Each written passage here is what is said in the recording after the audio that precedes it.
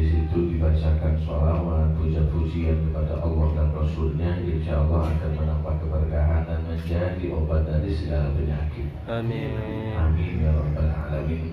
Insya Allah. Pertama, peringatan Maulid ini yang harus kita galakan. Saya menghimbau kepada semua, khususnya kepada si pribadi, marilah kita niatkan setiap tahun di rumah kita memperingati Maulid Nabi Muhammad. Tidak perlulah kita membahas itu baik atau tidak, cukuplah uswatul hasanah bagi kita. Yang disebutkan oleh Kiai tadi Ustaz Abdul Hadi, dikhususkan beliau dari mulai para habaib, para kiai, para ulama, termasuk Syekh Khatib Asy-Syamsi, Syekh Ismail Mundu, Kiai Fathul Bari dan seterusnya. Al-Habib Husain Al-Ghadri, Habib Rahman bin Bashir Al-Ghadri, tidak seorang pun dari mereka yang anti Maulid. Bahkan mereka termasuk yang lahap barokah daripada peringatan Maulid Nabi Muhammad SAW. Dan bisa dirasakan baik kita itu seorang ustaz, pengusaha atau yang lainnya, tatkala kita selalu bertinju memperingati Maulid Nabi Muhammad, rumah kita akan barokah, ketenangan akan ada. Mungkin sebagian kita berpikir, kenapa Habib musibah kalau masih ada di antara kita? Padahal saya sudah memperingati Maulid, saya hobi sholawat, hobi dzikir, istighfar dan seterusnya. Kita ini hidup. Yang namanya hidup perlu dengan ujian. Bukankah Allah yang berfirman, liyabluwakum ayyukum ahsanu amala. Tujuan diciptakan kematian dan kehidupan dan kemudian dimatikan kembali. Tujuannya adalah liyabluwakum ayyukum ahsanu amala, untuk diuji dan dicoba oleh Allah Subhanahu wa Ta'ala siapa yang terbaik di antara kita. Tapi orang yang selalu dekat dengan Nabi, yang dekat dengan Rasul, sebesar apapun ujian dan rintangan yang menghambati atau bertubi-tubi datang kepadanya, dia ingat Allah, dia ingat Rasulullah Sallallahu Alaihi Wasallam, sehingga ada solusi, sehingga ada jalan keluar, dan itu yang kita inginkan. Bukan berarti kita memperingati Maulid dijamin tidak ada masalah, kemudian tidak ada musibah. Pasti Rasulullah Sallallahu Alaihi Wasallam ada musibah, ada ujian dari Allah Subhanahu Wa Taala. Sahabat ada ujian, tapi minimal yang tadinya mungkin ujian itu voltasenya 100% berkat peringatan Maulid, memperingati sholawat ataupun zikir, haul dan lain sebagainya, dikurangi oleh Allah Subhanahu Wa Taala menjadi mungkin 50%, 30% dan seterusnya. Ini yang harus kita pahami. Terus yang kedua, peringatan Maulid Nabi Muhammad SAW itu akan menjadi satu bukti kecil, sangat kecil, bahwasanya kita umatnya mencintai Nabi Muhammad Sallallahu Alaihi Wasallam. Sering saya sampaikan, ada di Mesir itu setiap tahun keluarga kecil memperingati Maulid Nabi. Keluarga kecil yang selalu memperingati Maulid Nabi Muhammad Sallallahu Alaihi Wasallam. Ada seorang setiap tahunnya merayakan Maulid Nabi di rumah beliau bersama istrinya, sepakat dia setiap tahun mengumpulkan sedikit demi sedikit setiap tahunnya untuk peringatan Maulid Nabi Muhammad SAW. Suatu ketika tatkala akan merayakan suatu tahun itu merayakan Maulid Nabi, kebetulan tetangga kanan dan kirinya bukan Muslim, non Muslim, yang kebetulan agamanya agama Yahudi. Si istri Yahudi ini di malam hari bercerita sebelum tidurnya, bercerita kepada suami, wahai suamiku, kira-kira ada apa ya tetangga kita itu bikin tenda, gelar karpet, mengundang tetangga, mengeluarkan harta yang banyak di bulan ini, bulan Rabiul Awal ini, ada apa? Akhirnya kata si suami, itu tetangga kita itu Muslim, nabinya Nabi Muhammad.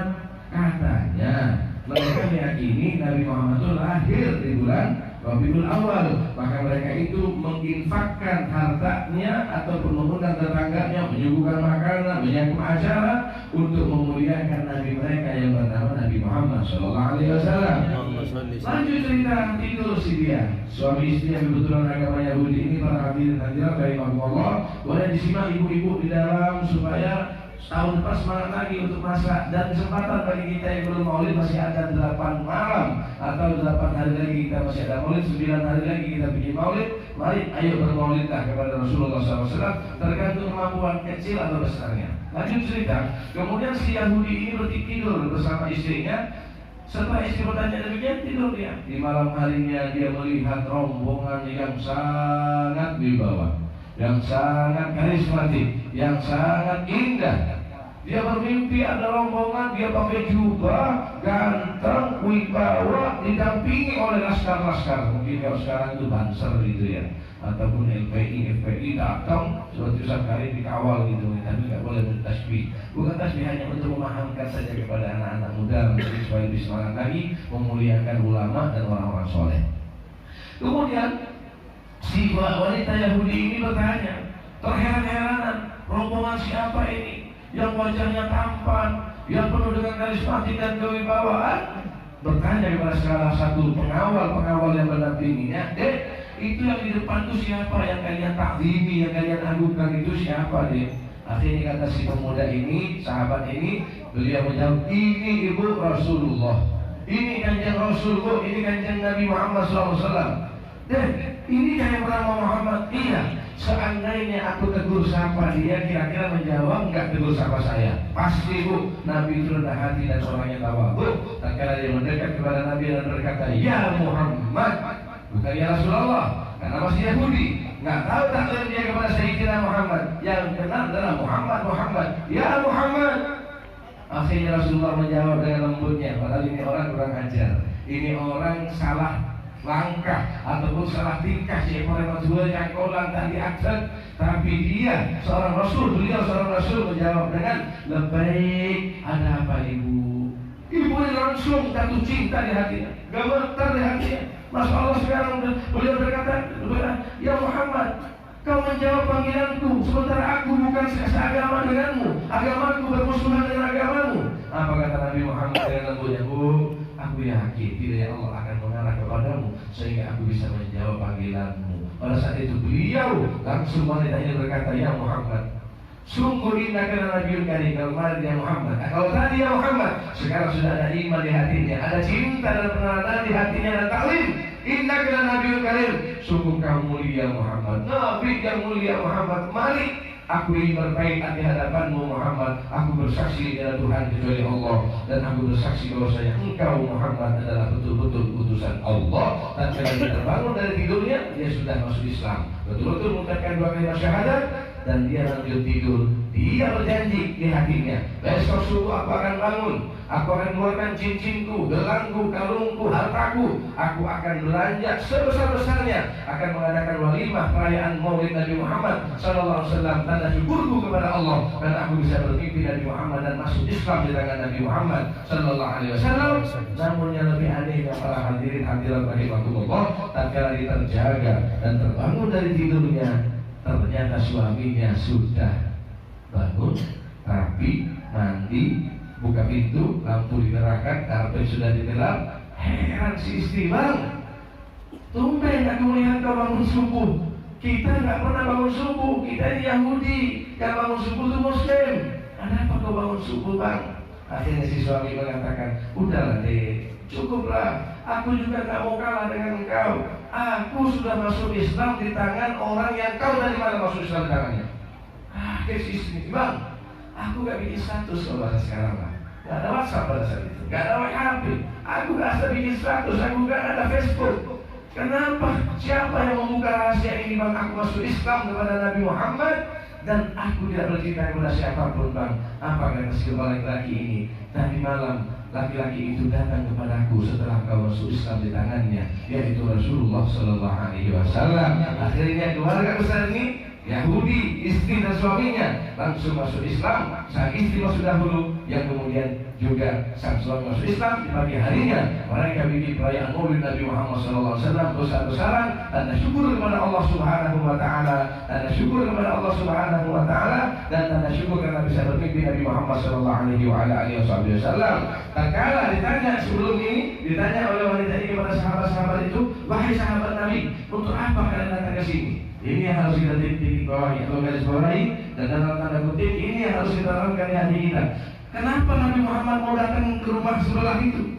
Kenapa Nabi Muhammad berziarah di gang ini? Akhirnya kata sahabat ini, kami rombongan Nabi Muhammad diajak oleh Nabi Muhammad untuk berziarah ke tetanggamu yang Muslim, yang besok ada perayaan Maulid Nabi Muhammad Sallallahu Alaihi Wasallam. Kata ibu kami, Nabi itu ingin datang tatkala merayakan ada perayaan Maulid Nabi Muhammad SAW, tapi mungkin kita tidak hadir. Maka siapnya tatkala sedih perayaan Maulid Nabi Muhammad, ya pantas kita ini mohon maaf, bukan menyinggung, nggak apa-apa. Di selain itu nggak masalah, seperti menyalakan rokok ataupun berbicara-bicara yang kotor, nggak pantas. Karena kita mengundang Rasulullah. Bukankah tatkala kita mahal marhaban marhaban ya nural aini, marhaban marhaban jadal husaini. Apa artinya? Marhaban marhaban, selamat datang wahai cahaya mataku, wahai penghibur mataku, wahai penghibur kesusahanku. Artinya kita menyambut kedatangan Rasulullah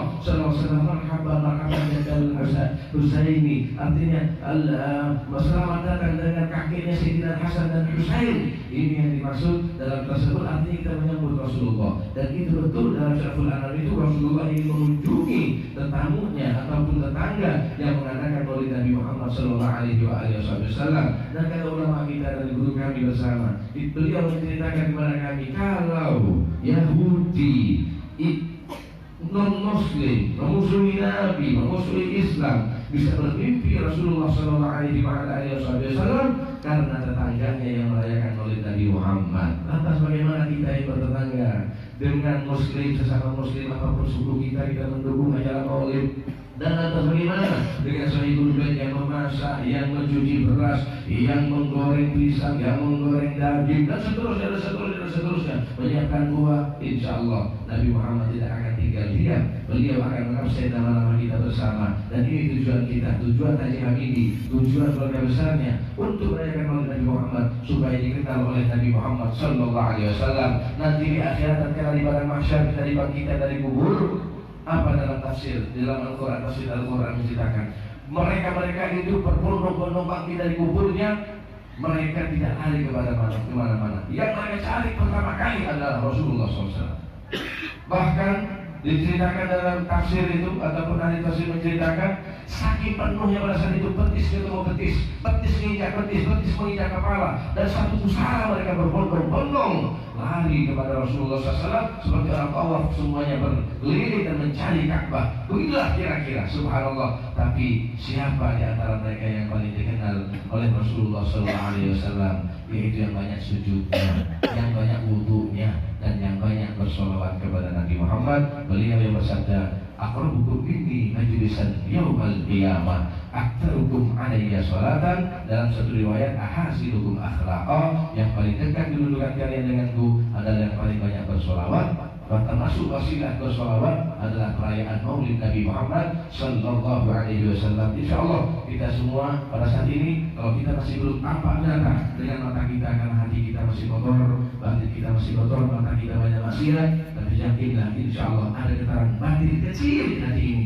bahwasanya ada kenikmatan, ada seakan-akan bermerintih bulu roma. Disitulah tanda-tanda insyaallah arwahul tahirah, entah itu orang-orang soleh, entah itu orang wali, terutama Rasulullah SAW. Mudah-mudahan bisa hadir di batin kita, walaupun kita tidak bisa melihat seperti orang wali, dan sudah berjumpa dengan Nabi Muhammad sallallahu alaihi wasallam.